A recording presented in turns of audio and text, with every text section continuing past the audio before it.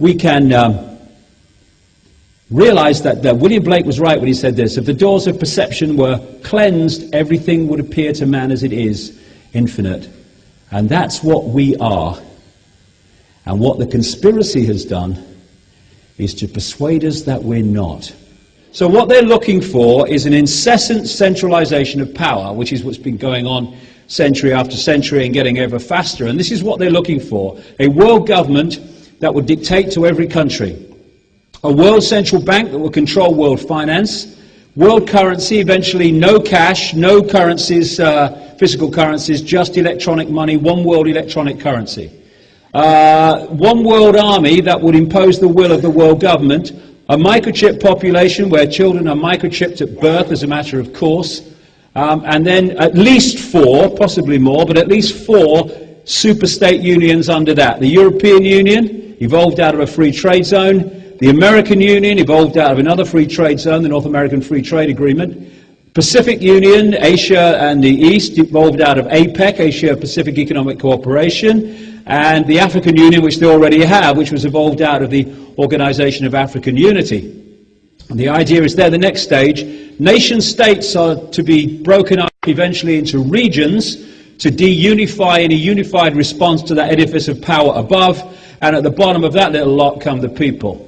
That's what they want, because then people can sit around one table in the world government and dictate to that whole pyramid of power. So that's where they want to go. But just keep in mind that what this is really going on in the background. That's the physical expression of it. It's stopping people realizing their consciousness, pulling them into that, manipulating the virtual reality they decode and therefore experience. Okay, once upon a virtual reality. This is one reality that leads us to where we are now. And I've got to go real quick through some of this because there's a hell of a lot of dots to connect in this section. Eons ago, there were, it seems, great landmasses, civilizations in the Atlantic and in the Pacific called Lemuria, or Mu, and the one in the Atlantic, Atlantis, which went down amid great cataclysmic events. Some people say around 11,500 years ago, some people say much further. And certainly when there's a great book called When the Earth Nearly Died, that I read many years ago, where these two writers and researchers put together the legends of people all over the world. I mean, the so-called Great Flood and all that stuff, it's not just in the Bible, it's in every culture in the world. And they put all those legends and descriptions of what happened alongside the geological and biological evidence which you can find around the Earth, and they found that they correlated with incredible synchronicity. They told the same story of great cataclysmic events, and of course the most famous one is the story of Noah. But the story of Noah is just a rewrite of a story told thousands of years before, and indeed all around the world, where the Noah figure is given a different name in different cultures. So many of the Bible stories, the vast majority of them, are just much older stories which were rewritten. They put the new heroes, name for the heroes, and they put it in a different historical setting and time scale, but they were just the same stories. Before this great cataclysmic time, which I call the schism, if you look at the ancient accounts, they describe it as a golden age. It seems to be a time of harmony and a time when the way that humans interacted with the world and each other and reality was very different. When, from our point of view, people lived for fantastic ages and it was a time of harmony. And then came this, what I call the schism, which took many forms. And one seems to have been an energetic schism, which brought about this geological catastrophe, which brought an end to that very, very advanced civilization or civilizations called Mu and Atlantis, which appear to be in many, many ways further ahead, much further ahead technologically than we are now. And this energetic schism, and something else that I'll come to, a genetic schism, manipulation, changed the nature of life in this reality from one of harmony and connection, where we were in this world but not of it, to one where life changed and became very, very much more primitive. And if people think, well, evolution can't go back, it can only go forward. Well, imagine today if there were enormous geological events which made it impossible for us to have electricity or use oil and all these things we take for granted. Look at what happened in Louisiana after Hurricane Katrina. It was basically back to every man for themselves, a dog-eat-dog kind of existence for some time after that, because all those services we take for granted and things we take for granted disappeared. Imagine if you had a massive one on a virtually global scale, if not global scale, and that all that other stuff came to an end.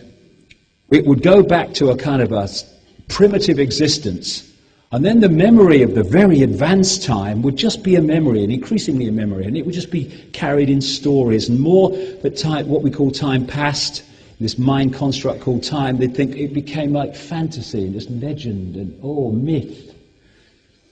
That's what would happen now if it happened today.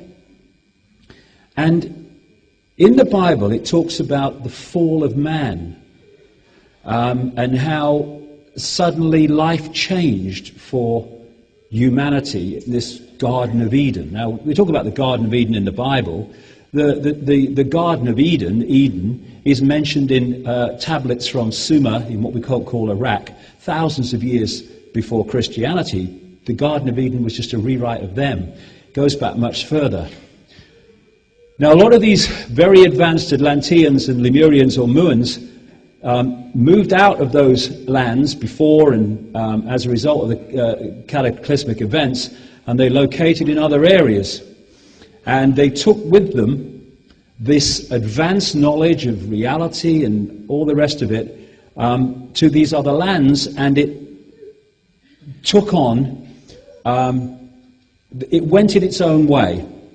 From that original one knowledge, it went into isolated areas as eventually the world recovered from the cataclysms, and it went off in its own way, but it was still the same basic knowledge.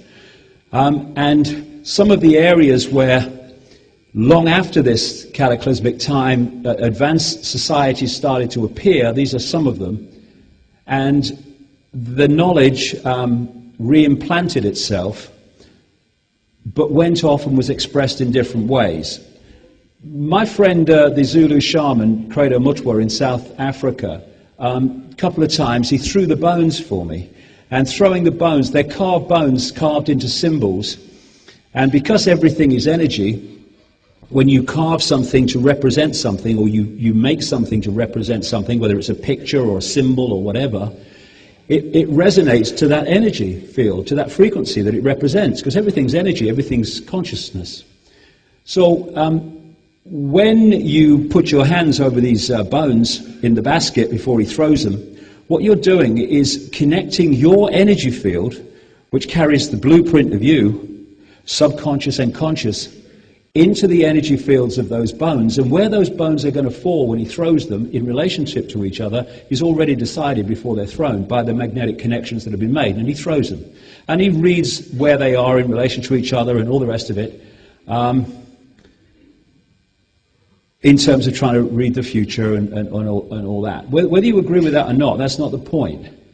But I thought when he did it, this is just throwing the rune stones in Europe. It's exactly the same thing. It's just picking out the tarot cards. The reason you pick out this tarot card and not that one is your magnetic field makes a connection to the magnetic field of that card, which represents a certain symbol, therefore a frequency, and you pull that one out and not that one because of that magnetic connection. Well, what I'm saying is, all over the world, there were different ways of expressing this knowledge, because now we had isolated societies, at least for a time, instead of the one society we had before. And this knowledge that came out of these advanced civilizations, that was the knowledge massively advanced, even from where we are now, some of it, that built these inexplicable, fantastic ancient structures.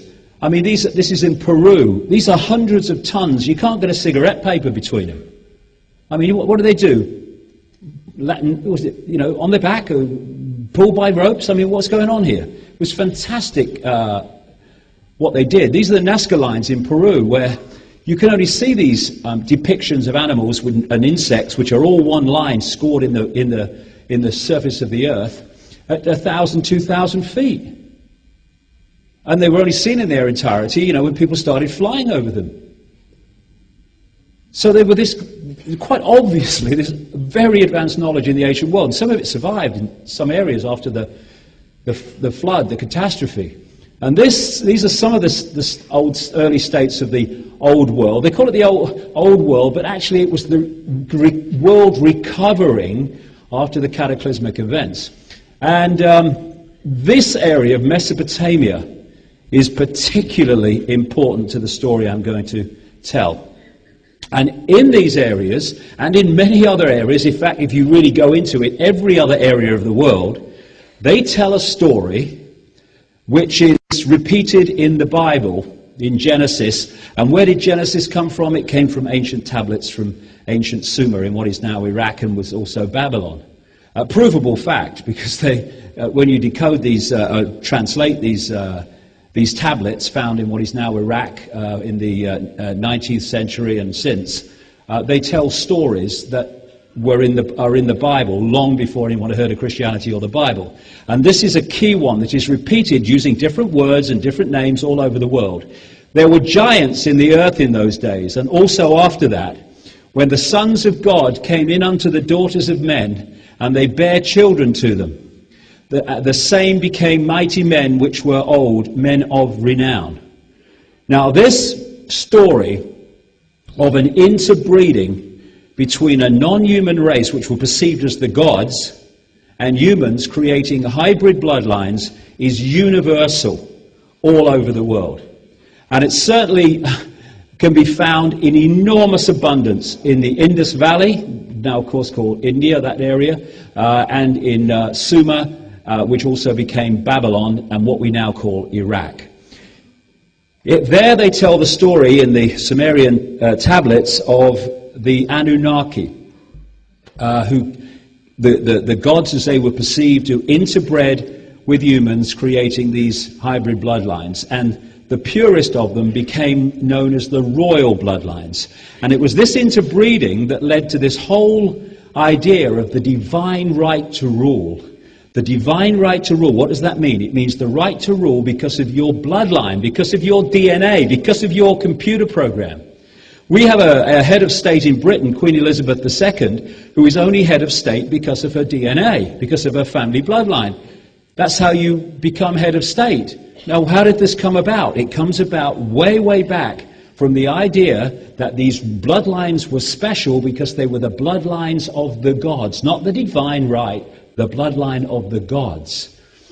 And the Bible, especially the Old Testament, is just vastly, anyway, a rewrite of these Sumerian stories, which came about when the Israelites were held in captivity in Babylon for, 70 years or so, when they got access, and the scribes and the Levites, etc., got access to these Sumerian stories. That's why the story of Moses being found in the bulrushes, etc., etc., is a rewrite of King Sargon from Mesopotamia, thousands of years earlier, which the same story was told. So this land, the land between two rivers, Mesopotamia, which became Sumer, an incredibly advanced culture. It's what even mainstream historians call the cradle of civilization, but it wasn't. It was the re-emergence of some sort of civilization after the cataclysmic events. And Sumer kind of came out of nowhere very, very fast. Didn't kind of build up to it, or there's no evidence of that. It just came out of nowhere and later became Babylon, and it's now Iraq. Now, these bloodlines that came out of Sumer, I mean, these hybrid bloodlines were seeded all over the world, but these ones here really are, from my research over 20 years anyway, the real important ones in terms of the bloodlines and the families that are in control of the world today, or are trying to be in complete control. They've not made it quite yet. And the